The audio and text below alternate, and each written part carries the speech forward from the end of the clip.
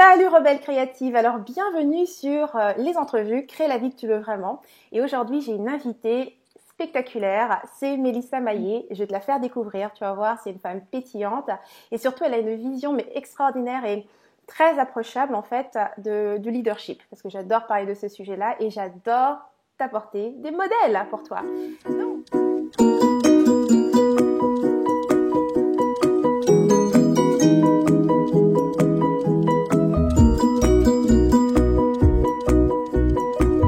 Donc, salut Mélissa. Bonjour Henriette. Je suis très heureuse que tu aies accepté mon invitation. Moi aussi, écoute, j'ai tellement hâte de voir vers où ça s'en va. Je pense qu'on a un style qui est semblable, qui est très spontané. Donc, je suis vraiment enthousiaste de voir vers où notre discussion va mener. Puis, même les morceaux de sagesse qui vont en ressortir auxquels on ne s'attendait pas. Totalement. Tu sais, quand je t'ai invitée, c'était vraiment ça. Hein. Je me disais, oh, ça va être super cool d'avoir vraiment un échange d'énergie comme ça avec toi. Et d'ailleurs, pour celles qui ne te connaissent pas, Mélissa, elle est comme moi ici au Québec. Toi, t'es à Montréal? Oui, exact. À Montréal, donc voilà. C'est assez rare que j'ai une entrevue avec une francophone de Montréal, donc ça aussi, c'est super cool. Alors, donc, si je devais décrire un petit peu ce que tu fais, je dirais que tu es une coach d'affaires pour les femmes entrepreneurs. Exact. Et les femmes leaders. Ouais, qui ont un sens du leadership ou qui ont envie de développer leur leadership. Ouais. Et j'aime ça comment tu l'apportes parce que je regardais sur ton site et en fait, j'avais vu certaines de tes vidéos parce que là, pour positionner les trucs un peu, hein, tu as un groupe Facebook qui rassemble justement ces femmes. Exact. Et je crois qu'en ce moment, vous êtes plus de 6000. Exactement. Exact. Oui. Et donc là, tu partages des vidéos. Les organismes, tout ça. Exactement. Comme tu dis, organisme. D'ailleurs, quand tu as ouvert le groupe, ça fait combien de temps qu'il est ouvert maintenant, ce groupe? Écoute, je pense que ça fait peut-être 2 ans qu'il est ouvert, ou peut-être 1 an. Honnêtement, le temps passe si vite comme entrepreneur, je sais pas. Mais honnêtement, la seule chose que j'ai fait, c'est que j'ai invité ma liste. Puis ensuite de ça, à toutes les semaines, il y avait des centaines de personnes qui s'ajoutaient et qui ne venaient pas de ma liste. Donc, vraiment, c'est vraiment quelque chose qui s'est fait de bouche à oreille là, pour ce groupe-là. C'est excellent. Ouais. Et quand tu dis qu'au début, tu as juste invité les gens de ta liste, ça faisait quoi? Disons, la première semaine que tu as lancé, tu t'es retrouvée avec combien de personnes sur ce groupe?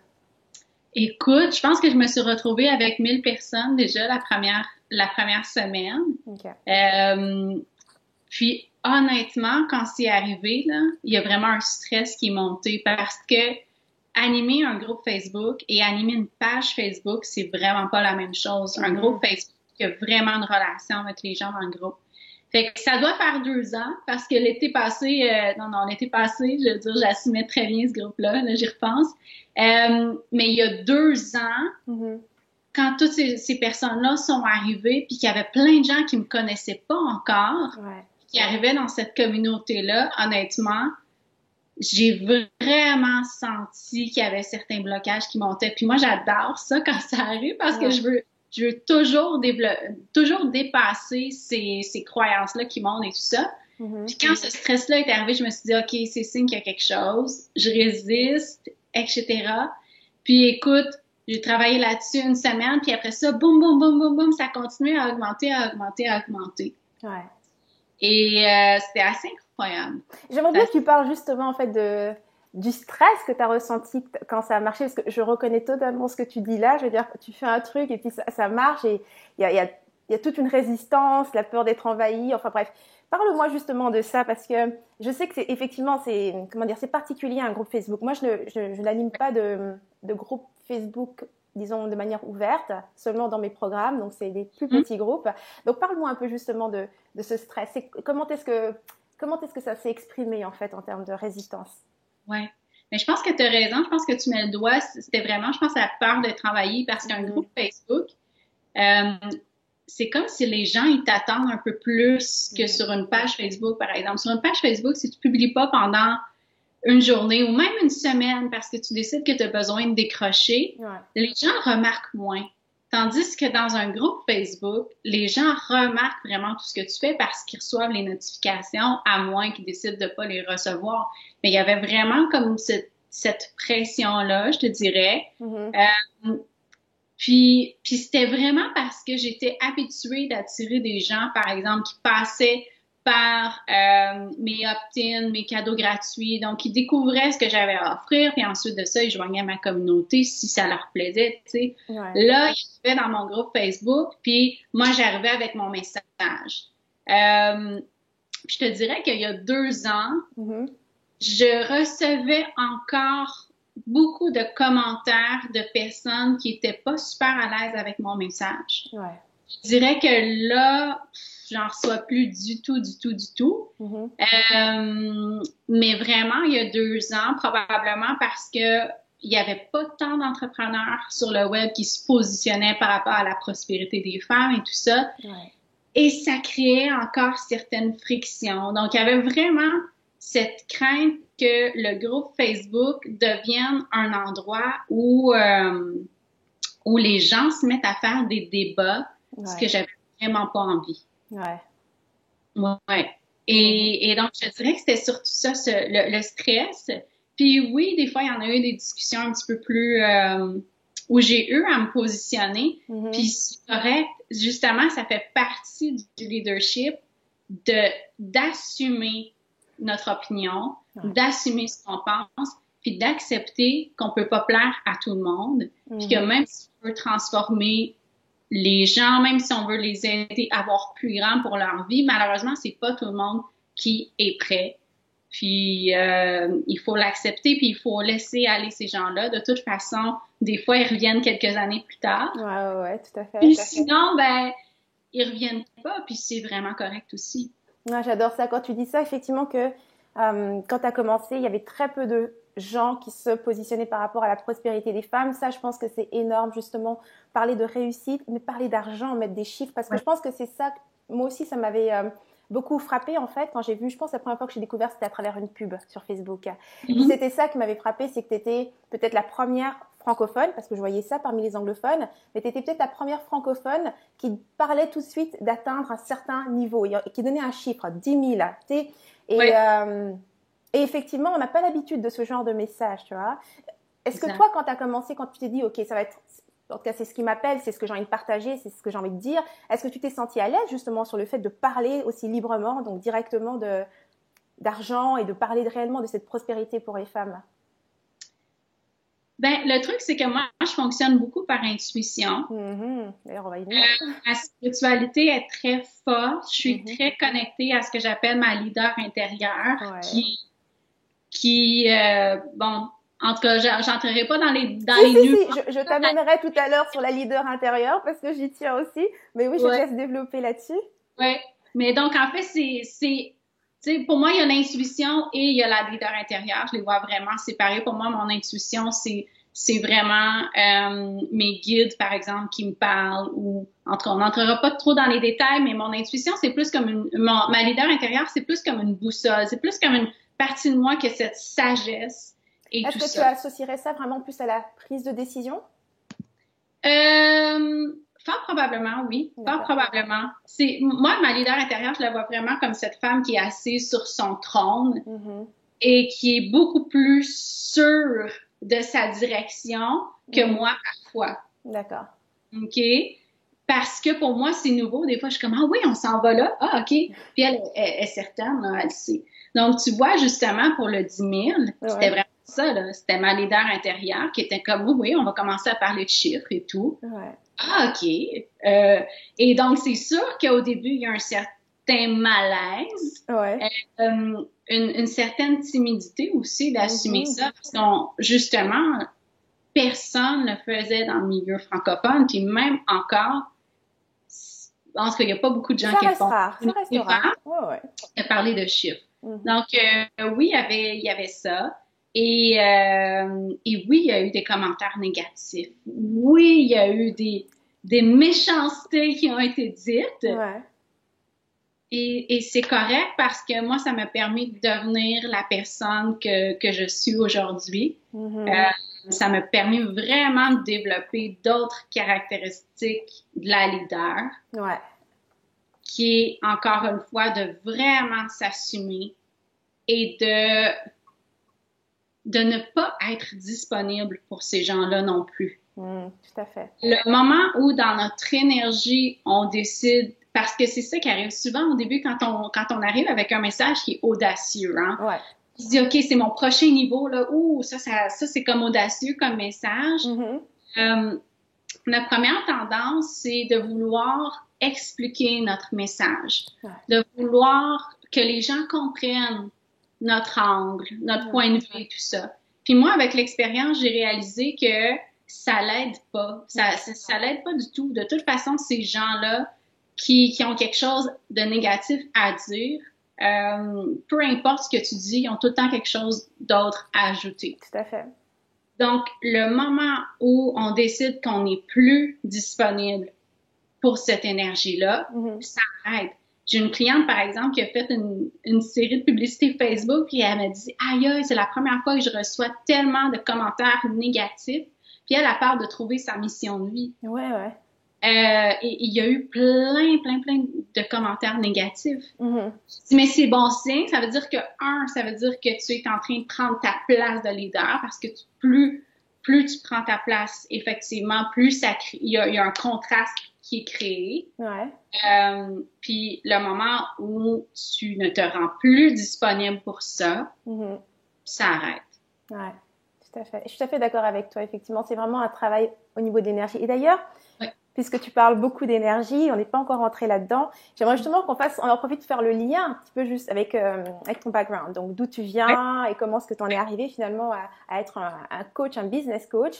Parce que toi, tu as toutes des influences qui sont justement par rapport à la spiritualité. Oui, vraiment.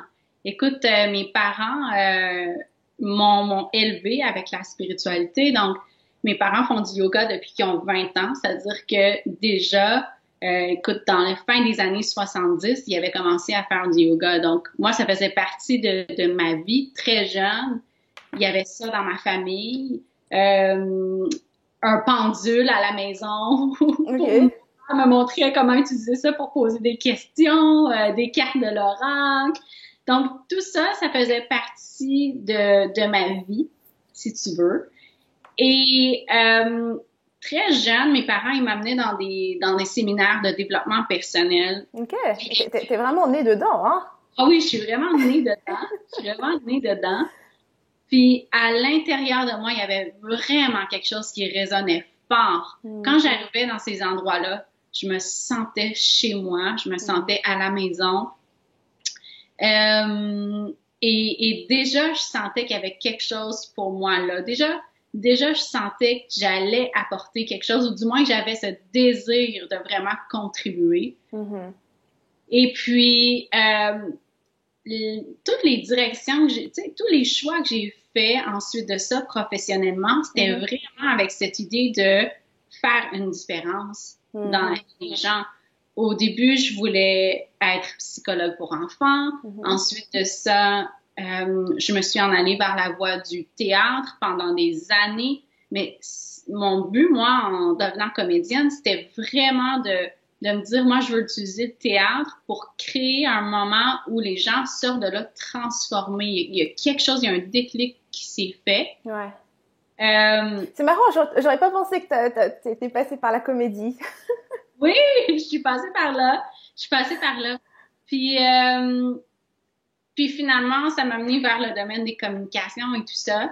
Et donc, j'ai réalisé que c'était pas pour moi le monde du salariat.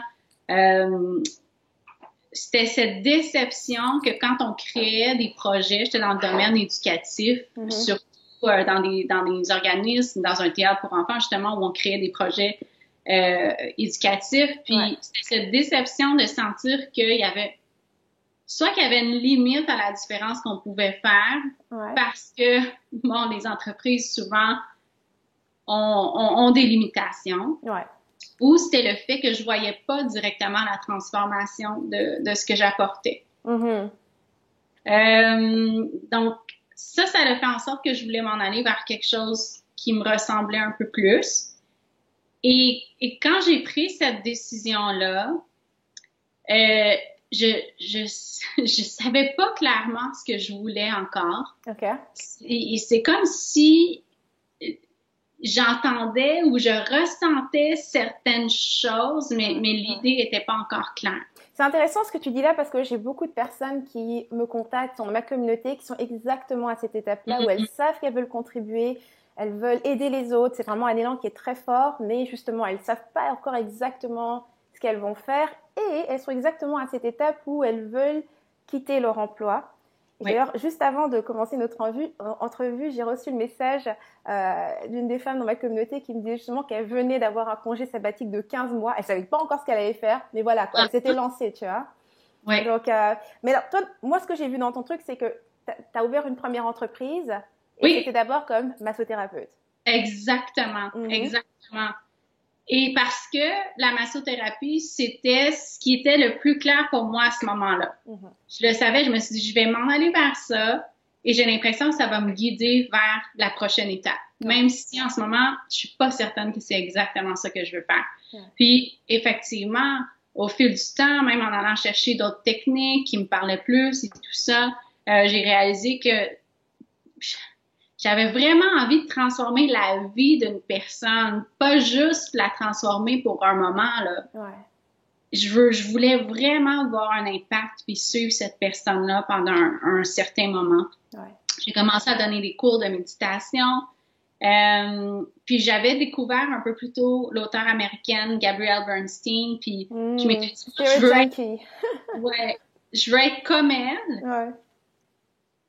Mais qu'est-ce que ça va être comme elle? Est-ce que je veux donner des conférences? Est-ce que, tu sais, tout ça, c'était pas encore clair. Puis je pense justement pour celles qui écoutent puis qui sont à cette étape-là, qui se disent, je veux contribuer, mais je sais pas exactement comment. Je pense que le meilleur conseil, c'est de suivre chaque étape. Puis à un moment donné, ça va vous mener où vous devez être. Fait que commencez par prendre des formations qui vous interpellent. Puis, à un moment donné, tous les morceaux du casse-tête vont se mettre ensemble. Puis, peut-être que vous allez être plus chanceuse que moi, que vous allez trouver dès le premier coup le nouveau métier, puis ce que vous voulez offrir comme entrepreneur. Mais si ça prend un certain temps, c'est correct aussi. T'sais. C'est correct. C'est ce que je dis toujours. Hein. Il n'y a pas comme une réponse toute faite qui arrive. Tu trouves ton chemin parce que tu le marches. Donc, en fait, c'est de suivre le chemin de tes intérêts. Il y a un truc qui t'intéresse, vas-y, tout simplement. Exactement. Puis quand je me suis lancée comme entrepreneur, comme massothérapeute, eh bien, c'est là où j'ai réalisé que ma spiritualité n'était pas suffisante. Parce que j'avais vraiment cette croyance, puis je pense que ça fait partie de ma personnalité aussi, d'avoir vraiment foi en la vie, et de prendre des risques, puis de me dire, ben si je quitte mon emploi, ça va laisser de l'espace pour plus de clientes. Parce que j'avais quand même des clientes là en massothérapie, mais c'était pas suffisant pour remplacer mon salaire comme employée. Et ça a été un flop total. Je suis retournée 2 fois sur le marché du travail. Je m'y suis reprise par 2 fois. La première fois, j'étais chanceuse. Je venais de vendre une propriété, donc j'avais vraiment un coussin d'argent pour me soutenir. Ça n'a pas fonctionné. Et puis, la deuxième fois, qu'est-ce qui est arrivé? Je me rappelle plus exactement, mais peu importe. Donc, tout ça pour dire que c'est là où j'ai réalisé que ça me prenait vraiment des outils, des stratégies, puis que devenir entrepreneur, ça s'apprend. C'est un bon savoir-faire. Tu sais, ce que tu dis là, c'est tellement important et je suis vraiment contente qu'on ait cette conversation parce que j'ai ça dans les coachings, avec mes clients, dans la communauté. C'est beaucoup des femmes spirituelles dans ma communauté, les rebelles créatives. C'est des femmes spirituelles, elles ont vraiment le même background que toi. Et il y a vraiment ce conflit elles ont l'impression que, tu vois, la spiritualité, c'est suffisant. C'est-à-dire leur intuition, leur âme leur dit tout ce qu'il faut faire. Et ce qui vient du mental, donc on parle de stratégie, pour elles, c'est mental, c'est mauvais. Elle voit pas qu'est-ce qui peut venir de bon d'une stratégie venant du mental, tu vois. Donc, je suis vraiment contente. Vas-y, développe, dis-moi un petit peu comment est-ce que toi, tu le... Puis je pense que ça vient vraiment... Puis ça, c'est un autre sujet qui me passionne. J'adore la spiritualité, mais je pense que il y a plein... J'ai pas le bon mot en français, puis désolée, mais il y a plein de bullshit dans le monde spirituel, heureusement. Et ça, un des enseignements, en tout cas, qui n'est plus actuel, c'est que justement, le mental n'a pas sa place. Le mental a sa place. Sinon, inquiétez-vous pas, on se transformerait, puis on en aurait plus le mental. Je veux dire, si l'être humain a encore un mental, c'est parce qu'il y en a besoin. Donc, ça, c'est extrêmement important, ce côté stratégique. Puis moi, ce que j'ai réalisé, c'est que mon intuition devenait beaucoup plus forte quand je me mettais à me servir aussi de mon mental puis de mes stratégies. Et mes intuitions devenaient beaucoup plus justes quand j'alliais les deux ensemble. Oui, parce que ce que tu dis là, en fait, c'est que parce que le mental, bon, c'est censé faire partie de l'aventure, donc il marche main dans la main avec l'intuition, ton âme et tout ce que tu veux. Et là, ce que tu dis, c'est que quand tu as une stratégie, alors tu utilises ton mental pour avoir une stratégie, un plan, et que tu utilises ton intuition, c'est qu'à ce moment-là, tu crées une collaboration entre ton mental et ton intuition. Quand tu n'utilises pas ton mental, la collaboration que tu crées, c'est entre tes émotions et ton intuition. Ouais, tu peux pas guider ton entreprise avec tes émotions. Non. Ben non. Écoute, sinon ça devient une montagne russe. Incroyable. C'est pas vivable. C'est vraiment pas vivable. Puis c'est comme ça que j'ai commencé justement comme entrepreneur quand j'avais pas les stratégies. Ouf! Puis c'est pas pour rien qu'il y en a qui trouvent ça difficile d'être entrepreneur. C'est parce que puis je comprends.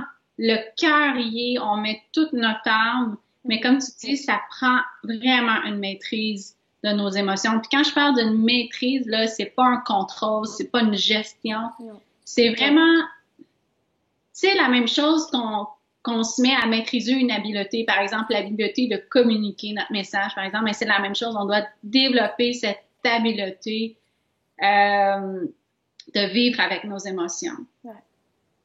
Puis de vraiment prendre une maturité. de vraiment prendre une maturité à ce niveau-là. Ouais. Puis souvent, c'est qu'on n'a pas, on n'est pas obligé de faire ce travail-là quand on est salarié. On peut passer par-dessus, puis quand même continuer de fonctionner. Mais comme entrepreneur, on voit immédiatement les conséquences de nos choix. Puis notre entreprise est en tout cas, les résultats qu'on a dans notre entreprise sont vraiment une réflexion de ce qui se passe à l'intérieur de nous aussi. Tout à fait, ouais. Tout à fait. Je suis tout à fait d'accord avec toi. Je vais revenir un petit peu sur justement ce fameux parcours quand tu te rends compte justement que qu'il te faut une stratégie, que la spiritualité, c'est pas suffisant. Alors, comment est-ce que tu fais pour t'en développer une? D'abord, je pense que tu passes de massothérapeute à coach de vie. C'est d'abord un changement que tu as fait. Oui, j'ai fait ce changement-là. Je te dirais que même comme massothérapeute, déjà, j'ai commencé à aller me chercher des formations aux États-Unis à ce moment-là parce que c'était vraiment ce qu'il y avait de disponible sur le marché. Là, on parle écoute, je pense que c'est il y a 8 ans à peu près. Donc, déjà commencé à aller me chercher des stratégies au niveau du blog, la page Facebook et déjà, je voyais qu'il y avait que ça fonctionnait, que ça fonctionnait quand même bien ça, mais j'ai réalisé que la massothérapie, c'était pas pour moi. Donc, je suis allée me chercher ma formation comme coach de vie. Et là, il y a vraiment un déclic qui s'est fait. Il y a vraiment un déclic qui s'est fait. Pour moi, c'est devenu vraiment clair que c'est cette direction-là que je voulais prendre. Et puis, ça m'a pris un certain temps aussi avant de vraiment tout apprendre ces stratégies-là pour devenir une entrepreneur qui a du succès. Ouais. Puis, tu sais, de définir aussi, moi, mon offre. Il y a tellement d'habiletés là, à acquérir au début. Là. Ouais. Puis, je pense que le plus difficile pour moi, ça a été vraiment d'apprendre à vendre mes services. Oh. Donc, une fois que j'avais quelqu'un là, qui me téléphonait, puis qui avait une conversation, c'est là où c'était le plus difficile pour moi. C'était vraiment là où ça devenait le plus difficile pour moi. Donc, toutes ces habiletés-là, la vente, le marketing, ça a pris du temps. Ça a vraiment pris du temps avant d'être capable de maîtriser tout ça. Et puis donc, en étant, finalement, j'ai vraiment clarifié ma direction aussi pour mon service de coaching. J'ai commencé à coacher des femmes en transition professionnelle et c'est là où le momentum a vraiment commencé à à se bâtir, parce que je pense que pendant un bon moment, je résistais aussi à avoir un message puis une clientèle cible qui était claire. OK. Je restais... Tu résistais pourquoi, tu crois? C'est vraiment une bonne Parce que question. ça, c'est une question super importante. Ça aussi, je vois beaucoup de personnes, beaucoup de mes clientes et autres qui résistent à ça, avoir une clientèle cible et un message clair. Je pense que j'avais vraiment peur de me sentir prise dans une boîte. Okay. Puis de me dire, ben là, si je m'adresse uniquement à ces personnes-là, j'aurais pas assez de choses à dire. Il va falloir que je vais vraiment me sentir limitée dans les sujets que je peux aborder, par exemple, dans mon marketing et tout ça. Finalement, c'est faux. C'est faux. C'est vraiment faux. Tu sais, moi, avec mes entrepreneurs, là, j'aborde tous les sujets que j'aime aborder. Ouais. Puis même avec mes clientes, des fois, on parle de leur relation avec leur conjoint, par exemple. Ouais. Donc, il y a cette variété-là. Je suis pas prise dans une boîte du tout, tu sais. Ouais. Mais le jour où j'ai décidé à qui je m'adressais, puis c'était quoi leur problème spécifique, c'est là où tout a changé. Je veux dire, ma pratique de coaching a fait un boom, là. Ouais. J'ai parlé spécifiquement aux problèmes qu'il y avait, aux désirs qu'il y avait. Ouais. Les gens sont passés de « Ah, Mélissa est inspirante » à « Je veux les services de Mélissa ». C'est ça souvent qui arrive, hein? C'est que ce que je vois, c'est que les entrepreneurs, des fois, arrivent à inspirer les gens, mais n'arrivent pas à les faire acheter. Puis c'est parce que il y a quelque chose au niveau du marketing qui est pas assez ciblé encore. Là. J'adore la distinction que tu as fait parce qu'effectivement, c'est quelque chose où on se sent, comme je dirais, en sécurité, hein, l'idée de inspirer les gens, parce que l'aspect justement entrepreneur, donc finalement qui est de faire des ventes, d'avoir une stratégie de prix et donc de vraiment facturer pour ce qu'on veut et toutes ces choses-là, je crois qu'inconsciemment, en tout cas moi je sais c'est ça, hein, à l'époque c'était, on va plus m'aimer, tu vois, je vais trahir ma communauté, toutes ces choses-là, tu vois. Donc, est-ce que toi, tu les avais ressentis justement au moment où tu décides que, ok, je vais cibler, parce que là, tu me dis, bon, il y a Mélissa qui était inspirante, donc ça veut dire que tu parlais avec pas mal de personnes. Exact. Assez variées encore, et puis à un moment donné, tu t'es dit, ok, dans pas mal de personnes, je vais cibler ces personnes-là, et je vais parler seulement de leurs problèmes et de leurs désirs. Donc, automatiquement, tu ignores un peu les autres. Comment tu t'es sentie par rapport justement, par rapport aux gens qui te suivaient déjà? Ouais. Ben, ça donnait que, comme j'avais suivi mon intuition quand même à chaque étape, j'avais réussi à bâtir une communauté de gens qui, sans le savoir, avaient besoin de mes services. Et sans le savoir qu'ils étaient des femmes qui avaient besoin d'une transition professionnelle. Puis ça, je pense que c'est vraiment un bon conseil que je peux donner. C'est génial. Et déjà commencé à bâtir une certaine communauté, vos services sont pas encore clairs. Je suis certaine qu'il y a des points communs majeurs chez les gens que vous avez attirés. Ce que tu dis là est juste génial parce que ce que ça montre, c'est que ton rôle dans ce groupe était de prendre cette place. Et quand tu l'as prise, tu as offert enfin l'opportunité à ces personnes. Oui. C'est important ça, parce que tu vois, c'est souvent ça quand je dis qu'on a peur de cibler et de faire des offres concrètes. Parce qu'on ne peut pas avoir le rôle de la méchante, on peut avoir de l'air la personne qui fait ça juste pour l'argent et puis t'es matérialiste, tu vois. Mais en réalité, tu abandonnes, tu laisses tomber les gens. Ils sont là pour une raison. Parce que souvent, on a une perception de nous-mêmes et on se rend pas compte de ce que les autres voient en nous. Et pourquoi est-ce qu'ils sont là? Exact. Et dès l'instant où toi, tu as pris ta place, tu as assumé ton rôle de leader là-dedans par rapport à ce sujet spécifique, tu as créé une opportunité pour ces personnes et donc une solution, une façon d'améliorer leur vie. Exactement. Je vais parler d'un truc que tu as écrit sur ton site web. Vas-y. Et je ne sais même pas pourquoi est-ce que... Ah, c'est là, il est là. Ok, donc on va revenir un peu à cette leader intérieure, okay? Parce que j'aime comment tu l'as combiné. Tu disais, je me suis connectée à ma leader intérieure pour connaître la direction à suivre et j'ai optimisé le chemin en me fiant à des stratégies d'affaires éprouvées. Tes stratégies d'affaires, comment est-ce que, d'abord, tu nous as déjà parlé un peu de ta leader intérieure, ok, donc qui est distincte de ton intuition. Tes stratégies d'affaires, comment est-ce que toi tu fais pour les développer? De quelle manière? Parce que ça, je pense que c'est une question qui viendrait à l'esprit de tout le monde. Entre la Mélissa qui faisait un peu comme ça, suivant son intuition, et la Mélissa qui a des stratégies d'affaires éprouvées. Comment est-ce que tu fais ça? Oui. moi, j'adore aller chercher de l'information auprès de personnes qui m'inspirent puis qui ont une entreprise qui a beaucoup de qualités à ce que j'aspire, des qualités que j'aspire à produire dans ma propre entreprise. Mm-hmm. Donc, ça, c'est quelque chose d'important.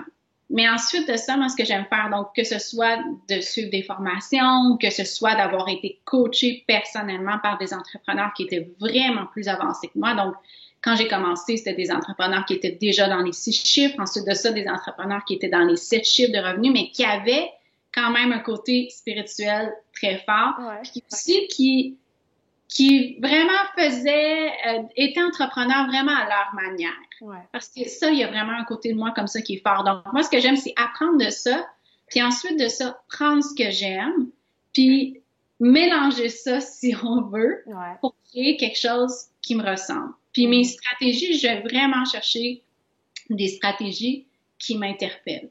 Donc, c'est pas nécessairement des stratégies dans lesquelles j'excellais au départ, hein. Okay. Par exemple, pour moi, dès le départ, là, j'ai commencé à faire des webinaires. Ça, c'était vraiment mes premières grandes stratégies.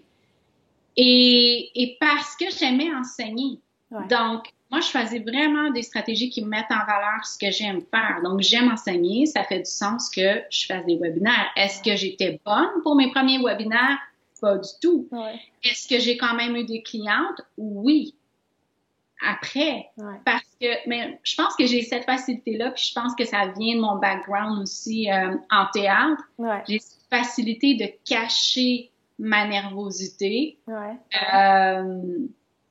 puis d'entrer dans le rôle de la coach, même si Mélissa, à l'intérieur, il y a une certaine insécurité, tu sais. Fait que ça, je pense que ça m'a vraiment servi. Donc, je pense que ce que tu dis est super important parce que je pense même en dehors du fait que tu aies fait du théâtre, que tu aies été comédienne, je pense que ce qui est important, c'est juste de le faire, en fait. Même si la nervosité se voit, je crois que ce n'est pas grave. Moi, je sais que j'ai des personnes qui m'ont inspirée parce qu'elles faisaient simplement le truc qu'elles avaient décidé qu'elles allaient faire. Je pouvais voir le malaise, je pouvais lire le malaise dans leur visage, mais ça les empêchait pas de le faire. Elles le faisaient avec le malaise dans le visage, tu vois.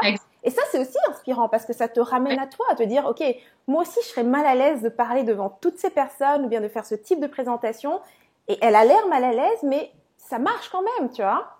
Effectivement. Et je pense que ça marche surtout quand on est mal à l'aise puis qu'on l'assume. Ouais, tout à fait. Tu sais, le pire, c'est quand on est mal à l'aise puis on essaie de le cacher. Ouais. C'est là où ce qu'on perçoit, c'est comme un manque de confiance. Exact, c'est différent ça. J'adore. T'as vraiment bien souligné le truc. Ouais. Fait que vraiment, pour mes stratégies d'affaires, même encore aujourd'hui, c'est toujours comme ça. Je choisis vraiment celles qui me permettent de mettre en valeur mes talents et ce que j'aime faire. Tu sais, moi, si j'étais quelqu'un qui aimait créer des relations, ben c'est sûr que je créerais des partenariats puis j'irais faire du réseautage. Mais honnêtement, moi, je suis une personne individualiste. Ouais. Et c'est comme ça. Je veux dire, je suis très... j'adore donner à mes clientes. Mais c'est comme ça, c'est ma personnalité. Je suis pas quelqu'un qui a une vingtaine d'amis dans la vie. Mm-hmm. Je choisis les personnes qui sont autour de moi. Je fais mes petites affaires. Puis en dehors de mon entreprise, tu sais, il y a ma vie privée. Fait que, pour moi, c'est pas naturel d'aller faire des partenariats ou de faire du réseautage. Tout à fait. Je comprends ce que tu veux dire. Ouais. Et c'est important de tenir compte de sa personnalité et surtout d'avoir ce regard envers soi qui est de ne pas juger est-ce que c'est bien, est-ce que c'est pas bien, est-ce que la manière dont je suis me permettrait... parce que c'est bon ça, c'est qu'on essaie de changer parce qu'on se dit tel que tu es, tu vas pas réussir. Faut que tu changes un peu d'abord. Oui, exact. Puis c'est parce qu'on entend beaucoup aussi le message de pour réussir en affaires, tu dois absolument faire du réseautage. Pour réussir en affaires, tu dois absolument faire des affiliés, avoir des affiliés avec d'autres collègues dans ton domaine. Mm-hmm. Pour réussir en affaires, tu dois absolument faire ci, ça. Mm-hmm. Et moi, dès le départ, j'ai eu des mentors qui ont défait ce mythe-là pour moi. Donc, dès le départ, quand moi, je me suis mis à coacher des entrepreneurs, c'était vraiment important pour moi de leur dire, voici les possibilités, choisissez celles qui vous interpellent. Ouais. Tout à fait. Vraiment important, vraiment important.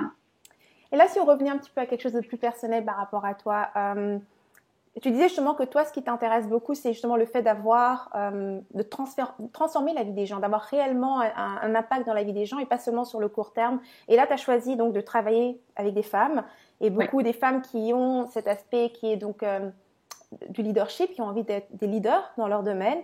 Dis-moi un petit peu, c'est quoi ta vision derrière? Parce que je veux dire, au moment où tu prends le risque de parler de prospérité pour les femmes et puis de vraiment dire, OK, moi, je veux guider des femmes, des leaders, c'est quoi ta vision derrière?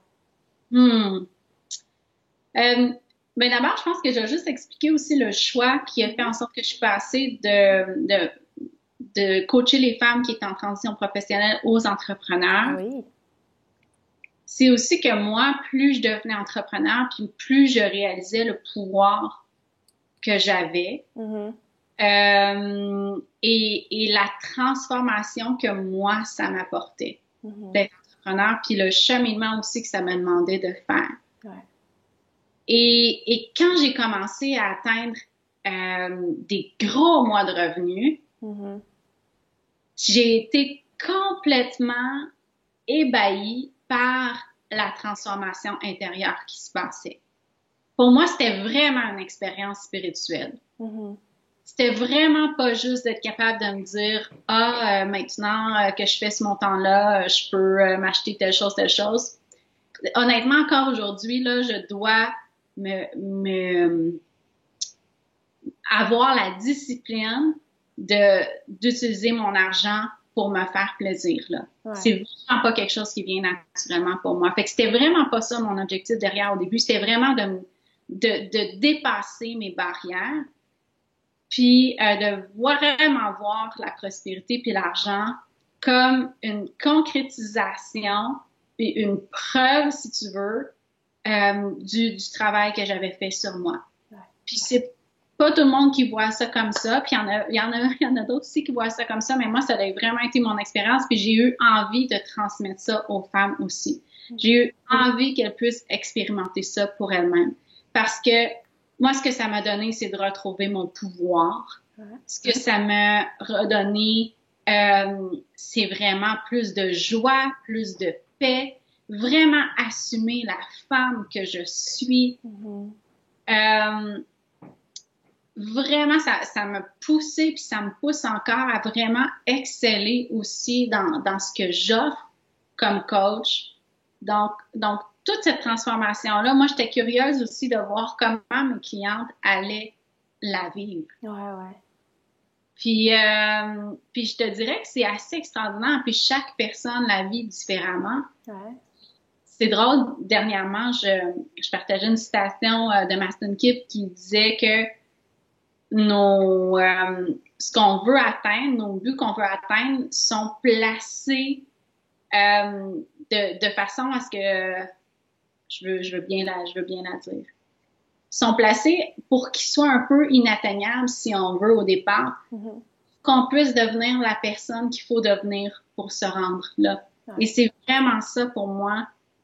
Quand on se fixe des objectifs financiers, puis qu'on accueille plus de prospérité, puis plus d'argent, c'est vraiment dans le but d'évoluer comme être humain, puis de vraiment devenir la personne qu'il faut être pour accepter de recevoir toute cette abondance. Parce que c'est vraiment ça, c'est d'accepter qu'on vaut ça, d'accepter qu'on a le droit, je veux dire, dans cette vie-ci, parce que je crois ça aux autres vies, mais qu'on a le droit dans cette vie-ci de recevoir toute cette abondance.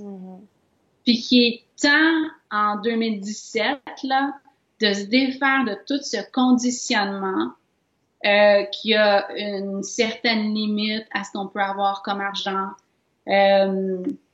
qu'il faut travailler fort pour faire plus de revenus, que plus on travaille, plus on augmente nos revenus, etc., etc., il est vraiment temps de créer un nouveau paradigme. Puis ça, je l'ai senti aussi quand j'ai décidé de parler de plus d'argent en prospérité, d'abondance. Ouais. Vraiment, mon intuition qui me disait, il y a une transformation qui est en train de se faire.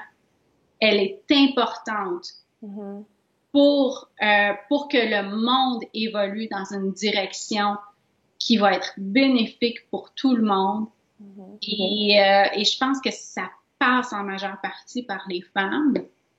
Donc voilà, je suis Je suis vraiment passionnée par ça. Mais c'est passionnant, c'est passionnant. Ouais. J'adore ce que tu as partagé. Et puis, tu étais la personne avec qui je devais parler parce que, voilà, je veux dire, c'est des choses, des conversations que j'ai beaucoup en ce moment avec les femmes, ma communauté.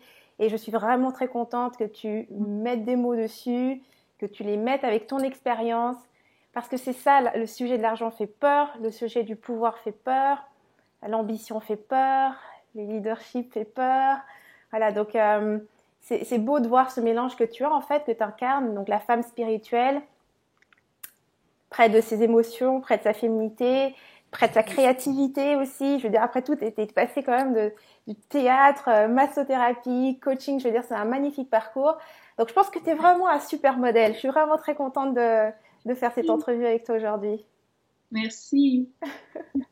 Alors, là maintenant, on va pouvoir arrêter là-dessus parce que je trouve que ce mot de la fin où tu parles de ta vision est génial. Je veux vraiment que les gens partent avec ça. Je veux dire, n'importe qui regarde cette entrevue en ce moment, je veux qu'elle parte avec ça en elle et qu'elle se donne, qu'elle sente qu'elle a le droit de recevoir cette abondance.